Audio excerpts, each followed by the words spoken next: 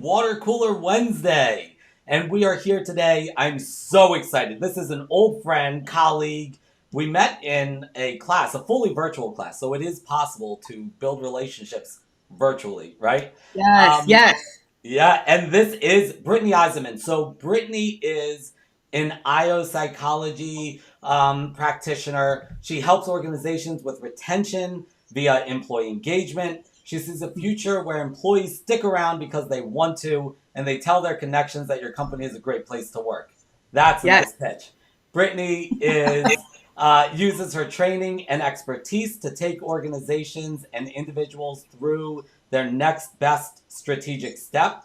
She also helps other IO psychology professionals and students with career strategy and career support through the IO career strategy community, which I think is amazing. So, welcome, Britni. I think that it's absolutely awesome that not only do you work with organizations directly hmm through consulting them on IO psych issues, right? But also that you help IO psychology students and mid level professionals, etc., um, with their career development. I think that that's awesome. So welcome. I can't wait to speak about all this. Yes, thank you so much for that warm welcome. I am so honored and excited to be here and can't wait to hear what questions you are going to throw at me. So we're trying something new out here today. We are going to, and this is mostly because I saw you posted in LinkedIn that you were nervous. So I thought, well, if she's nervous anyway, why not really make her nervous? So we're gonna start this off with a new segment that we call 6 in 60. So we're gonna ask you 6 questions to be answered within 60 seconds. We have a timer, hope it works and everything. And I want to Okay. know your quick answers. Don't put too much thought into them. Just the things that come to your mind. And also anybody who is viewing us right now on LinkedIn, Facebook, Twitter, YouTube, or anywhere else that I may or may not know about. Please feel free to answer these questions as well, even if you're on the rewatch. I want to hear your answers too, and I know Brittany will be curious as well. Um, Mhm. Also, if you're watching from any of these destinations, leave us some comments, leave us some questions. We want to know about your experiences. That's the whole point of us being live, to broaden this conversation and include you. All right, but without further ado, and I don't know how to stop this once I start it, so we're going to go quick. You ready? Bring it on. So 6 in 60 with Brittany Eisenman at the Water Cooler Wednesday. Brittany, how often do you find yourself answering the question, what is an IO? At least once a week. What is your Myers Briggs type? INTJ. How long into your master's program did it take you to figure out the difference between the I and the O of IO? I figured it out afterward. Best job. Like in my history, my work Yeah. history. Okay, I once worked in with a woman that bought an old rundown orchard, and she was flipping it into like this boutique little place that schools could bring their elementary kids for like what do you call them, field trips. Oh, that's cool. So she like built a new barn, and I like got to do all this stuff that no 10 17-year-old. seconds. Okay, yeah, it was really fun. I like That felt like I was like part of the team. worst job. Don't tell us the name. I sold ice cream to Midwesterners. That was my best job, selling ice cream. Oh yeah, I forgot. Oh no. And this is and time is up, but we'll give you the sixth question anyway. 3 top characteristics of a great leader. Ooh, empathy, thoughtfulness, inclusion. Nice. I like that. That was rapid fire. That was great. Interview over. What else is there to ask?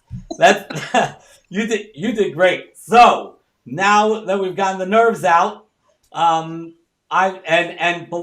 remember I do want to see your answers in the chat as well. So, Brittany, can you please give us a high level definition of IO psychology? What the heck is IO psychology? IO psychology is the science that is at the intersection of your employees and your systems. Ooh, I like that. I like that. You said you're asked at least once a week, so is that your elevator pitch? Uh, that's how I kick it off. I have about 10 tactics based on the facial expressions and body language I get back from that statement. Right, then you can go deeper. So kind of like the 6 and 60. Now we're going deeper. So while we're defining terms, I think that I found a lot of people that are within the field of IO psychology students, etc. A lot of times, there's a lot of confusion around what is an IO psychologist, what other titles do IOs have, and why are there differences in these titles? Ooh, this feels like a loaded question to me at this point in my career. I don't know if it actually is, but here's where I go with that. Okay, so if you have a doctorate, you're the IO psychologist. It differs by state what you can call yourself if you have the master's. So that you do have some master's level IOs that call themselves psychologist. I prefer IO psych practitioner, which you introduced me as. If you have the master. So if you have the doctorate, you've really dove in deep into some specific topic or lane for your dissertation, and you've been into the deep research. Masters, many people who get the masters and aren't planning on getting the PhD moving on want to apply what they learn. They want to go out into the world and do the work. So they are more applicable. They have, this tool belt that they can go in multiple directions, kind of any lane, but haven't done that deep research that a doctorate has. Right, right. Yeah, that's so. It's a really good point because a lot of times it does. There's a lot of variety by state, and so I'm pursuing my doctorate right now. But my other option was to just move to a different state. That way, I could just go by IO psychologist, and my parents would be happy.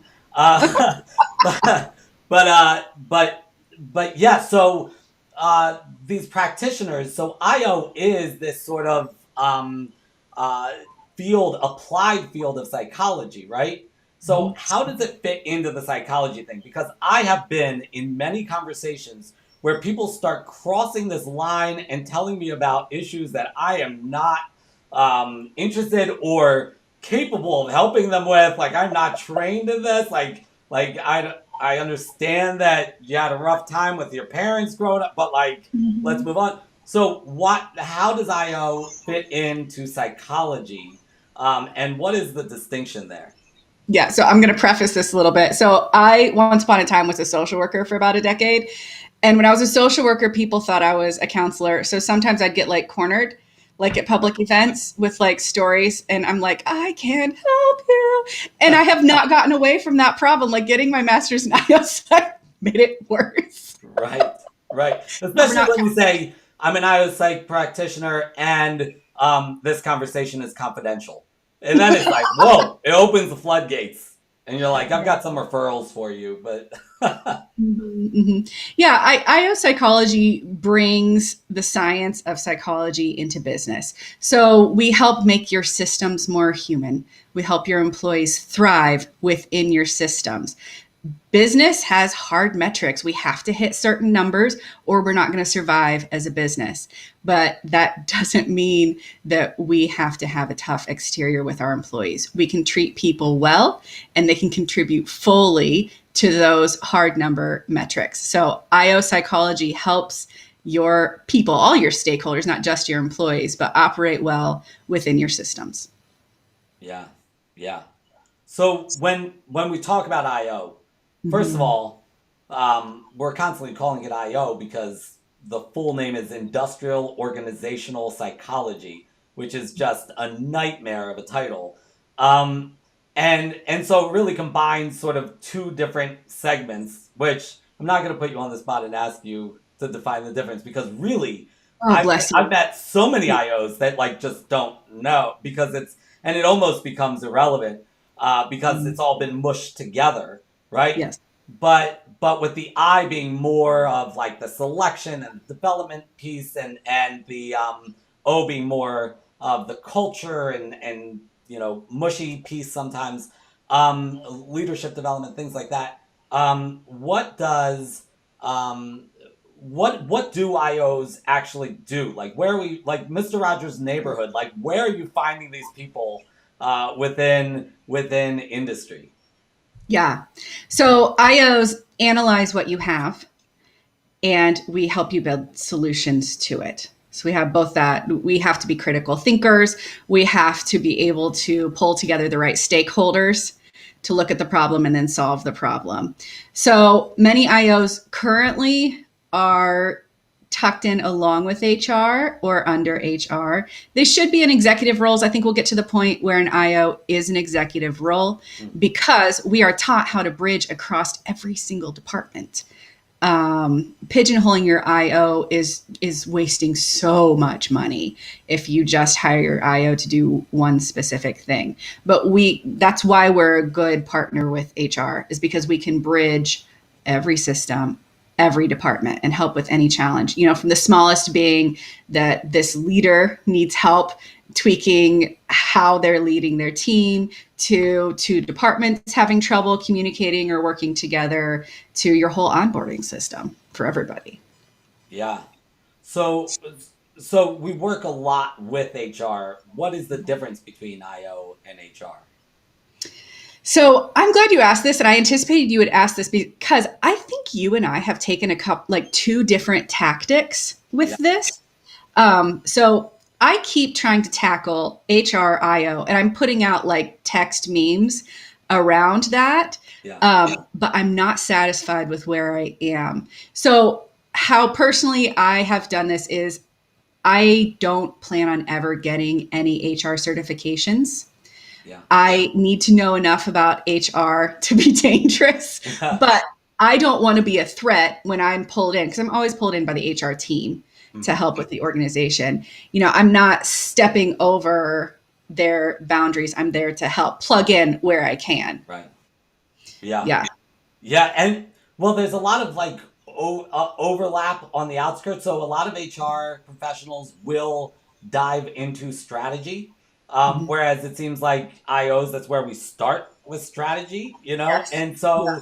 there's a little bit of that, and you're right. It's like within HR. So within my career, I have ensured that I am HR's best friend, and that I speak their language, and that I'm SHRM certified, and that because HR can. I've learned very early in my career, if they weren't my best friend in the organization, they would end up being my biggest enemy, right? Because it's very threatening for an external consultant, an IO, to come in and they are messing around with some HR functions, and there is a little bit of that area, that overlap. And if they're not completely on board, like you said, they're typically your partner.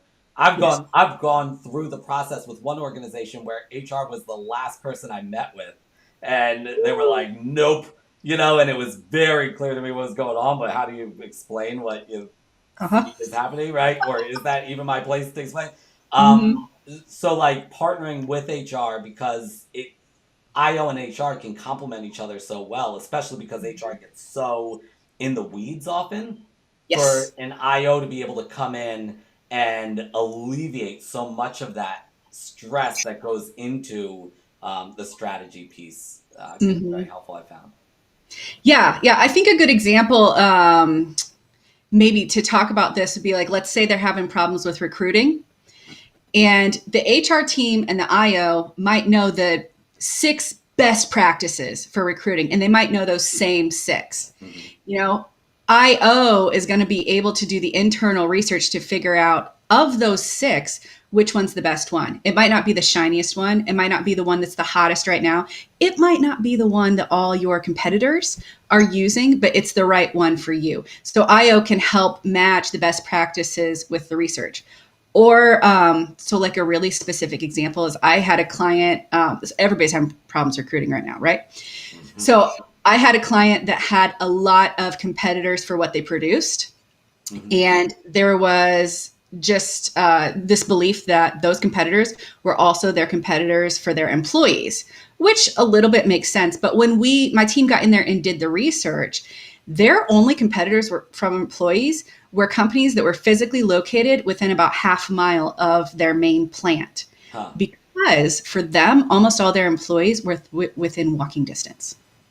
So it didn't matter like how big and flashy their main competitor for their product had for their recruiting marketing.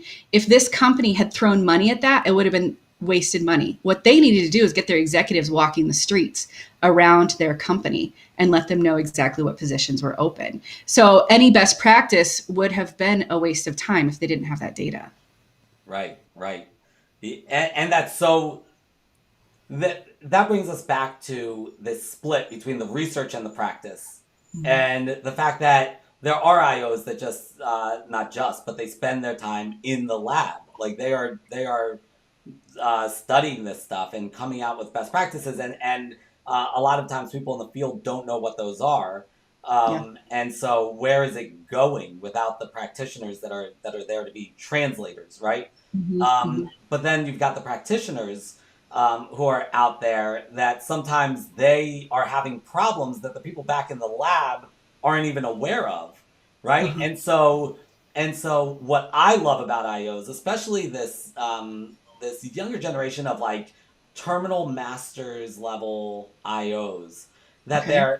they're practitioners through and through, that they're taught the research and then and how to stay up on the research and how to think like an IO, and then they're thrown out into the field, and they really do act as this sort of this translator, this go-between between HR or the organization as a whole and the science, right? I mean, that's kind of how things can work out, and I think it's beautiful when that happens, because otherwise there's this knowledge gap that happens. Yes.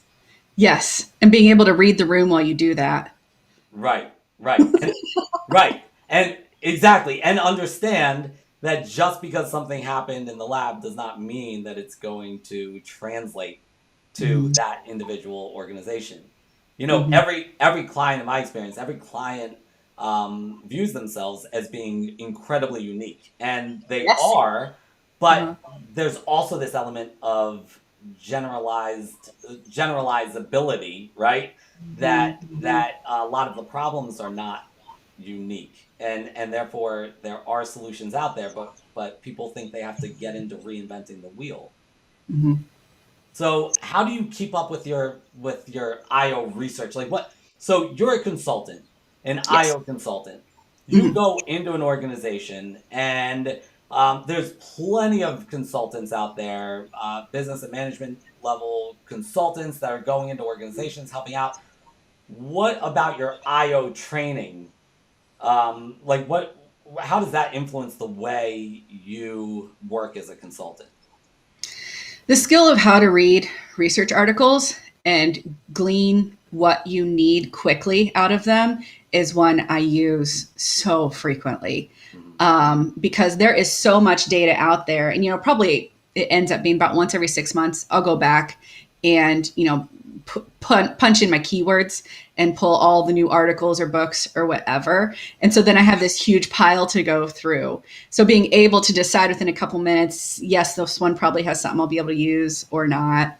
That skill is really helpful. Staying well networked. So for me, this took a while to figure out because I am incredibly introverted. I am not shy, but I am introverted. So if the world gets to a point where we have conferences again, like I won't be the first through the door, Right. but I will have lots of one-on-one appointments with all kinds of IOs that are, you know, on the I side, on the O side in education, wherever they are, just to see what they're experiencing, what's working for them as well. Right. Yeah, I always find I don't know if you've ever been to the PsyOp conference, but that's incredibly valuable information where you can just get so much from so many different people and understand what's happening. I love that, and it's so important to stay on top of that. But Yes. I find that there's a different way that IOs think. Have you found that you sort of think differently as an IO, not just being able to go back to the articles, but the way Mhm. you process the problems, is that different, or how do you process the problems when you walk into an organization? Um, I assume that the problem is a symptom. Yeah. So I've learned quick enough that I, at this point, I don't think I'll ever have a client where the problem is the problem. I will be happy to be proven wrong, but I know it's a symptom. So getting down to what the problem is kind of my first order of business.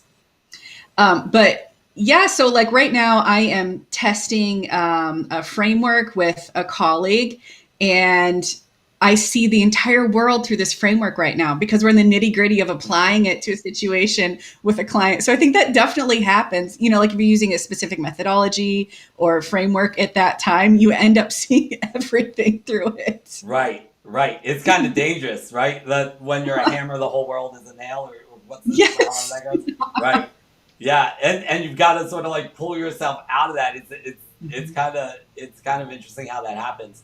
Yeah. But when you're so so when you walk in and you know like they're telling you the symptom, I had one client where where I told them the first step in every engagement is an analysis stage, Mm-hmm. and they're like, "What do you have to analyze?" I told you what the problem is, and it's like, oh, that yep, you told me your perspective on the problem, but that goes to the blind spots that we all have, and Yeah. especially toward the top of the organization, there's so many blind spots. But you have to Mm-hmm. explain that very gently if the person's not already aware of that, right? Oh my word. Yes. And this is where like the psychology comes in fast and hard. Like you've got to be able to handle that. The hard conversations and then like the 6 follow-up conversations to the hard conversation. Yeah. Yeah, for sure. Right, right. You're always peeling back layers, always peeling back layers. And so much of, I'm sure, so much of what you do, maybe everything you do, I know it's everything I do, is change management. It might not be Oh, labeled yes. that way, but it's Yes. everything. It Um, is. Yes.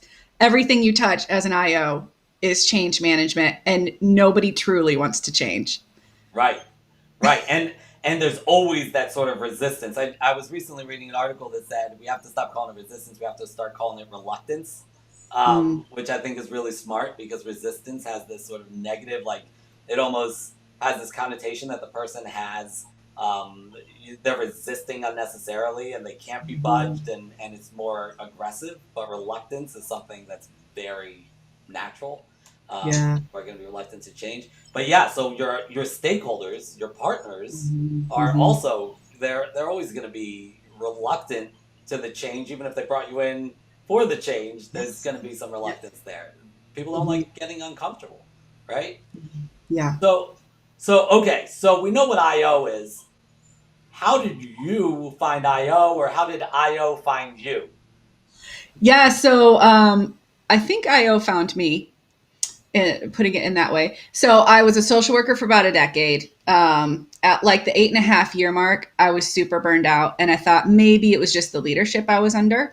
So I switched to another organization, and 10 months later, I was like, "Nope, it's social work. Brittany's burnt out. She Huh. needs a new job."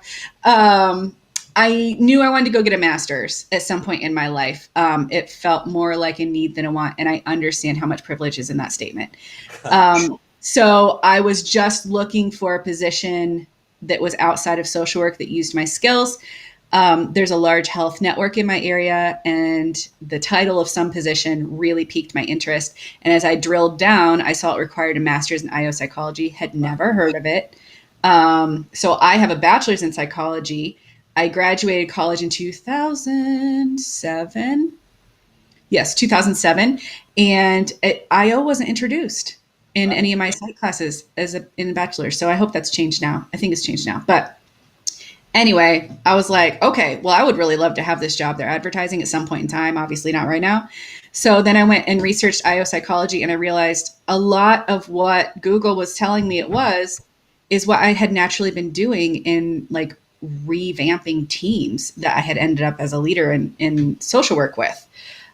So I realized I already have tons of these skills. I want to get a master's degree anyway. Um, so yeah, I told my husband, "Hey, it's time for me to go get my master's. I put you through yours. Have fun So putting me fair. through mine." That seems fair. Uh, Yeah, yeah. so So when I was deciding to go back for my master's, for me, it was like I was looking at a couple different things: a master's in HR management, a master's Mhm. in organizational development, or a Mhm. master's in IO Psych. Did you look at those other options, or was this it was tunnel vision once you saw it in that job title? Okay, so let's talk about the J and my INTJ. So once I like get a hint that I want to go a certain direction, I sprint. Huh. Then I count the consequences. So, I mean, I did a lot of research as far as the IO programs that were available to me, but Uh-huh. I didn't waver from wanting that specific degree. Yeah. And so, why did you choose the program that you chose? If you were looking specifically, if that's what you were sort of wavering over. Yeah, so of the people I talked to at the front end to get more information directly from the universities, Hmm. that one seemed to be the best fit. Yeah.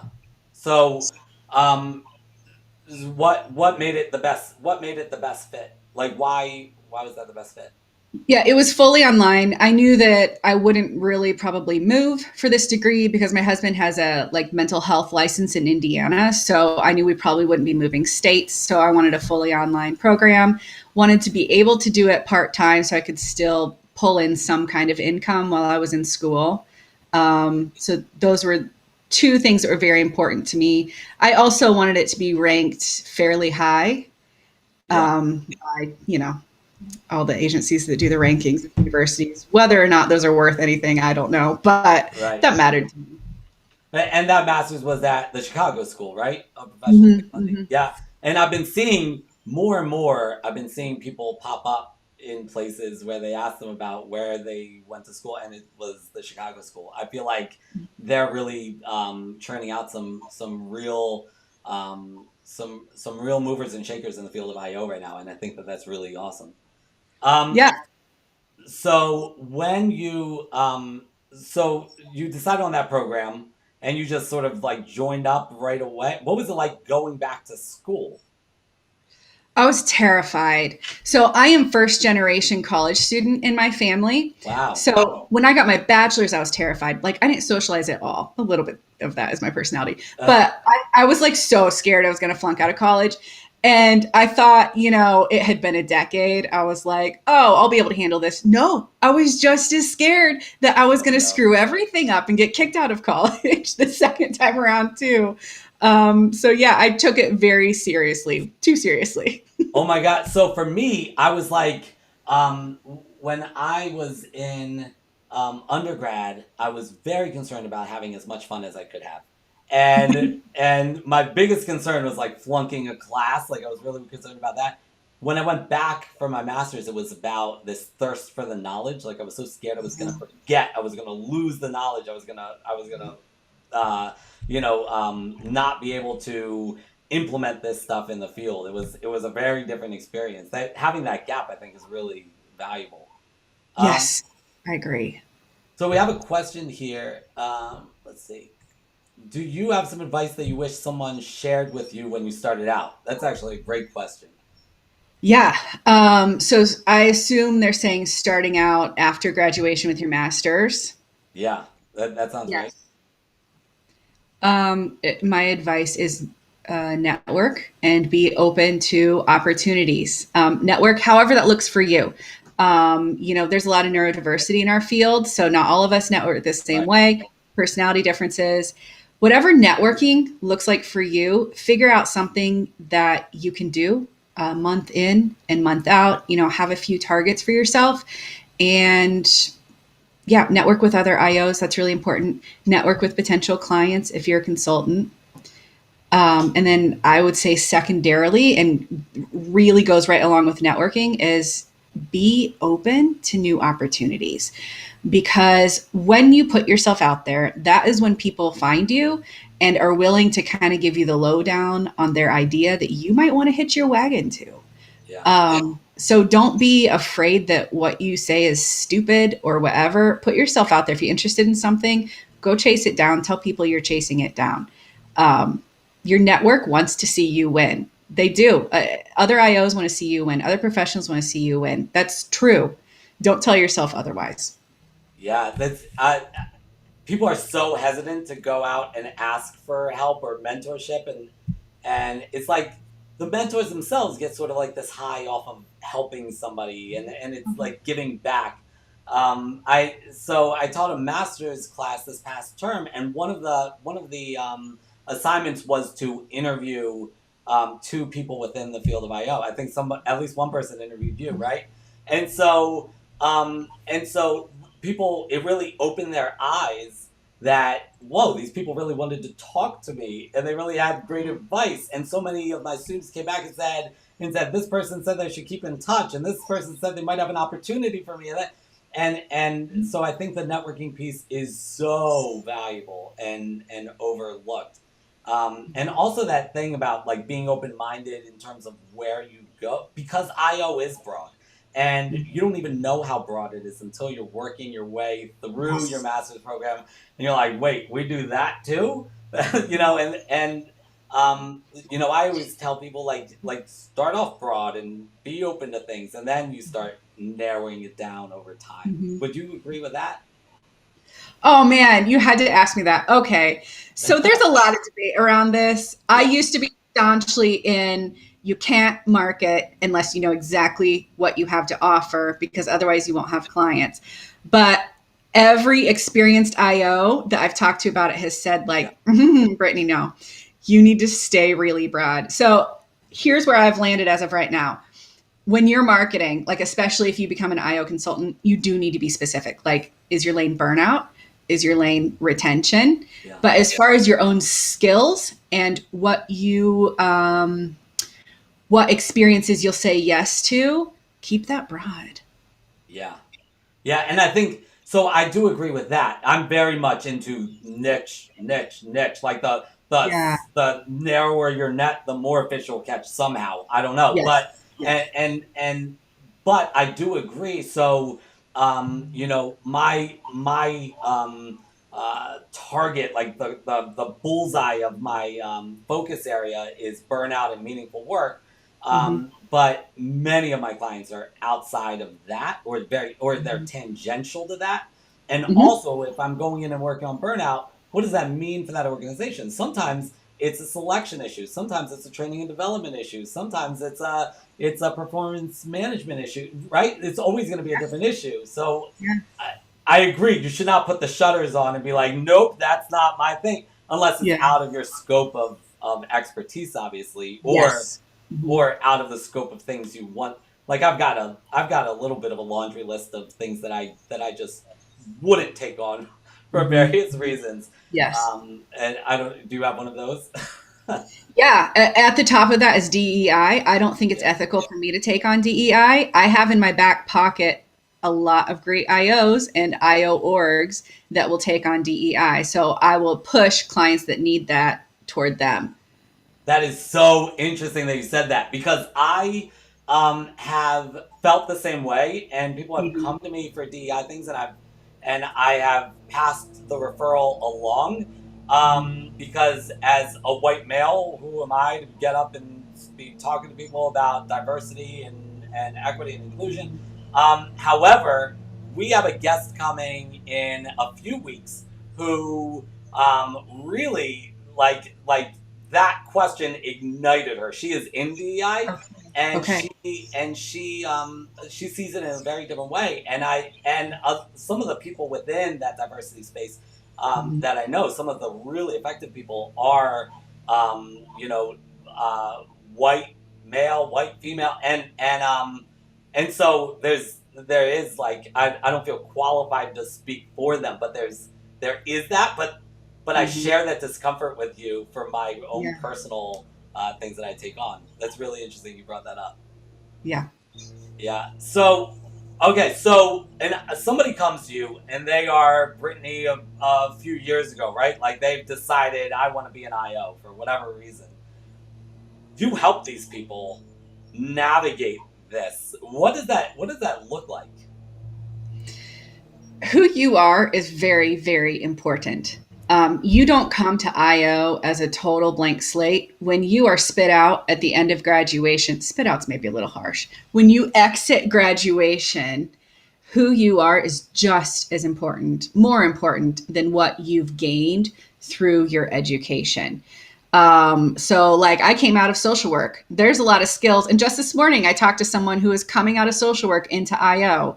And we talked about the skills that we gained in social work, like de-escalation, knowing which stakeholders are the right stakeholders to pull together for a solution. Those skills you bring into IO. So no matter what lane you end up choosing, if you niche down like that, the skills that you had before you went to school are just as important as, you know, the methodologies and the frameworks that you know how to apply as well.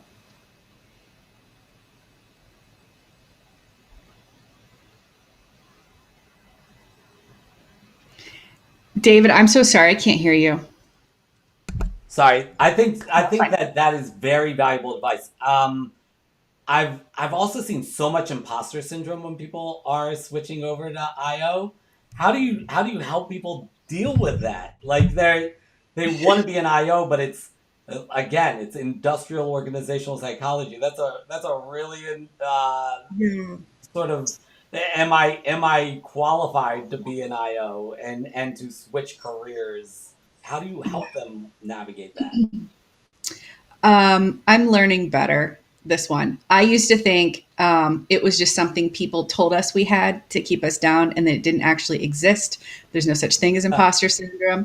I didn't think I had it. But right now, I am partnering with an absolute subject matter expert, helping him test a model that he's built over, you know, more than a decade of doing consulting work. And I feel like the derpiest little guppy next to this whale that like knows all of this stuff. And I'm like, I don't have anything to offer. I'm just here. You can use my client for your case study. So I was like, oh, maybe I do have imposter syndrome, or maybe I'm actually really dumb and I don't know it. You know? So I think I'm changing. I think it's a real thing now. I don't know that a year ago I would have been convinced it's a real thing. But I think knowing yourself, knowing your strengths, you know, take Clifton's strengths assessment if you haven't, especially if you're worried that you don't have anything to offer. Your skills, what you bring matters. And it's different than any other human on the planet, that blend of your strengths and your skills and your experiences. You might have the same degree as thousands of other people. Working with you won't be the same as working with any of those other thousands of people. And that matters. That's important. Yeah, that's beautiful, and it is true because we compare ourselves to others, especially on social media and all of that. We compare ourselves to others, and you are a unique experience to work with you, and I absolutely love that. So we have. Are you ready for some controversy? Because a Yes. controversial question came in, Okay. and if you are currently watching on any of these platforms and you are an IO or an IO student, feel free to leave your thoughts in the comments here. But here's the question: what are some of the things you think need to change in the IO industry? So within ourselves, I think we take ourselves a bit seriously. Um, our messaging is bad. We all know it. Our messaging and our marketing, like what we're called, is ridiculous. You said that at the outset. I think that will evolve. You know, Adam Grant is kind of like the bowhead trying to change that. And the rest of us are just sprinting behind. Right, and Uh, he calls himself an organizational psychologist, right? He mhm, just dropped the mhm. I, which I guess makes sense because if he's focused on the O, Yeah, then why not? yeah, yeah. So yeah, I think the marketing and messaging stuff. I think within ourselves we take ourselves a bit too seriously. We know a lot, but if you can't explain what you do to a third grader, then you need to take a step back and figure that out. Because to really serve the people we work with well, we have to be able to empathize with their situation and bring the value, you know, all the power of what we have to offer in an explainable way. Do do you know the book My Mommy is an IO? I have not read it yet. Yeah, so that is a book that people should check out. So, I this is the problem with being live. Like, I forget her name, the author, but Mhm. I believe we're connected on LinkedIn, and so I apologize for forgetting your name, but I didn't forget your book. The book is, I believe, titled "My Mommy is an IO Psychologist," Mhm. and it does an incredible job of just like making it simple. What is it? Because like what we joked about in the beginning with those first six questions, when did you learn the difference between the I and the O? So many people really do enter their master's program and they don't even really know what IO is yet, and they don't know what industrial versus organizational means, and it is a problem that it's almost, it's great that it's so broad. Mhm. The field is so broad, but it's also, you can get lost in there, and if you can get lost from within, Mhm. what does that mean for people who are outside? It's the scope thing again, right? As an industry, like not an industry, but as a field, our scope might be too broad, right? Mhm. Like Mhm. that people don't know when they're looking for an IO. And then these IOs graduate and they go off and they become HR directors or executives or human capital consultants, and so like they get hidden away. That you don't Yes. know what their title is. That they don't know that they come from an IO background. Yeah. Hmm. Agree. So what does the atmosphere or the what do the opportunities look like for IOs now when you're working with people switching into the field, or developing within the field of IO? Are there opportunities? Are the opportunities growing? Is the field growing? What does that look like right now? Yeah, I'm of the mindset that there are endless opportunities. But like you said, some of us end up getting hidden away. And so you don't know that there's IOs in these positions. Um, I would like to see it change that more executives in all industries understand the power of IO and Mhm. explicitly look for IOs instead of us having to weed through different job descriptions out there, and maybe IO isn't even listed as a requirement, but it would fit us really well. This really should be an IO position. I'd like to change that. But for now, we have to be creative, and that's not everyone's strong suit. But if you're out there looking for a job right now, you have to be able to think outside the box, no matter how much you're panicking inside and you just need a job and you just want to get into the IO field. I think the risk of getting pigeonholed is so small. You can try a position. If it doesn't fit you, that's fine. Take the transferable skills and move to something else. Uh-huh. Yeah. Yeah. So, so when we actually have a question that just came in, what's Okay. the biggest challenge in being an IO during the pandemic? And I guess because it's so broad, I guess Yeah. what was it like for you, and what did you see with your students, or the people that you were working with, Yeah. um, within the IO field, and what does it look like coming on the other end? It looks like, Yeah. well, like you said, limitless opportunity for Yeah. IO consulting and internal and external, just because the entire everything is changing. But what about Yeah. this moment or this moment a year ago? I flipped all the way out. So, my stress management is something I will need to work on my entire life. But Britni flipped all the way out in 2020 in fear, terror that my company was going to go under. I started my company right before 2020, like in the fall of 2019. And I got so scared because 50% of my corporate clients left, ghosted me, like just Yeah. nothing. Um, adore the clients that stayed. It meant so much to me. Um, yes. So what I did, I would not advise anyone do, but I just brainstormed like 8 revenue streams I could start building. And instead of going deep into, kind of my chosen lane in my marketing, I instead went to what I love to do, which is building programs. So I built all of these programs, none of them well, none of them really Yeah. worked that well. Um, Yeah, so I would not say I handled the pandemic well as an IO at all. That's so funny. But it sounds like as you're building these programs, I mean, when business, that entrepreneurial life, when business is rough, working, on your business, Mhm. when the pipeline is a little bit lighter than you might want, that's where I Yeah, go. I start working on my business.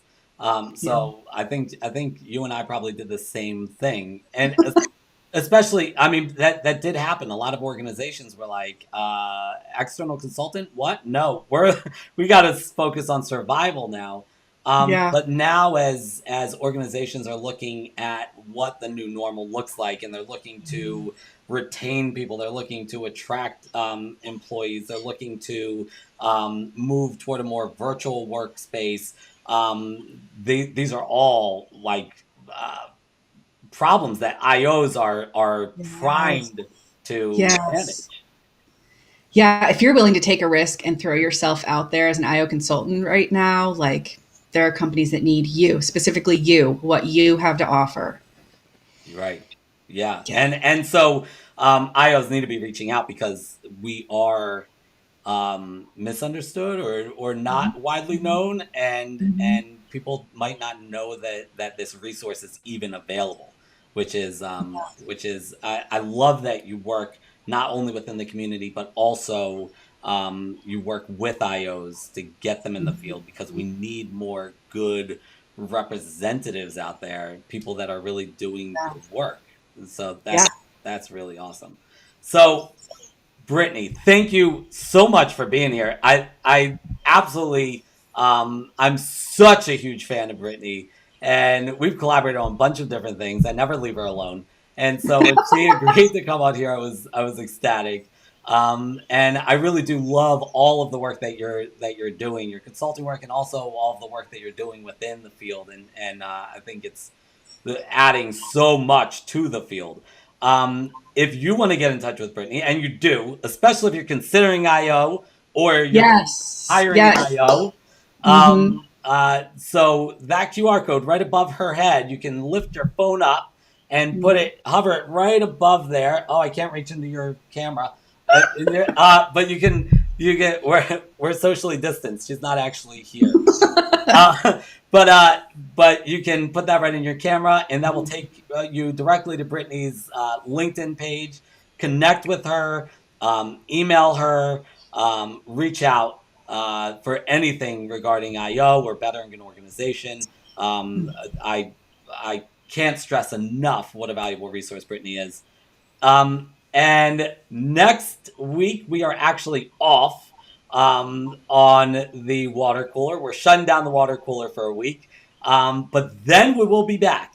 And when we come back, we're going to be with Rick Lozano, who is an incredible speaker, entertainer, consultant, dealing with leadership. He has a new book out called Acoustic Leadership: Develop a Leadership Culture That Resonates.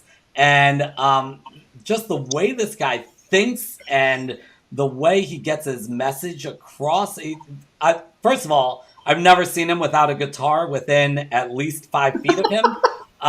So we will be making him sing or play something for us. That's gonna happen. But hopefully, we learn a little bit about his perspective on leadership development as well, all at the same time. So make sure to be here on the 15th of this month for that. Now, Brittany, before we let you go, before we let these people go, do you have any homework for us? Specifically, maybe for those people who are considering becoming IOs or they're already in the process. What kind of homework assignment do you have for us to help those individuals get closer to their goals? Yeah, so you need to kick off your network or deepen your network. So go find an IO that you've never talked to before and start off just by asking them their story, but keep asking them questions based on that. If they can't help you down the road, they know someone who can. And if there's anything about our field, it's that we love to help each other. Somebody is out there that wants to give you a hand up and that can hook you up with someone who can get you to your next level. Yes, it is a small community, and everybody seems to know everybody. It's perfect, you know. So I think that that's great. So reach out to somebody, and if you're not an IO and you want to learn more, reach out to Britni, and she could teach you more about what IOs actually have to offer. Thank you all for tuning in this week. We won't see you next week, but we will see you on the 15th. Thank you for joining in. If you're watching the replay, please leave your comments. We want to hear from you, especially about what you think is wrong with IO in the moment, because I know that I've posted LinkedIn posts that were only tangentially related, that people have volunteered their criticism of IO. I'm like, oh, what? But it's good to have those things out in the open for part of the conversation. So I think, so I'm looking forward to see what people say. And Britni and I will keep a lookout on all of the different platforms, so that we can engage with you going forward. So thank you so much, Britni, and we hope you all have a great week. Thank you, David.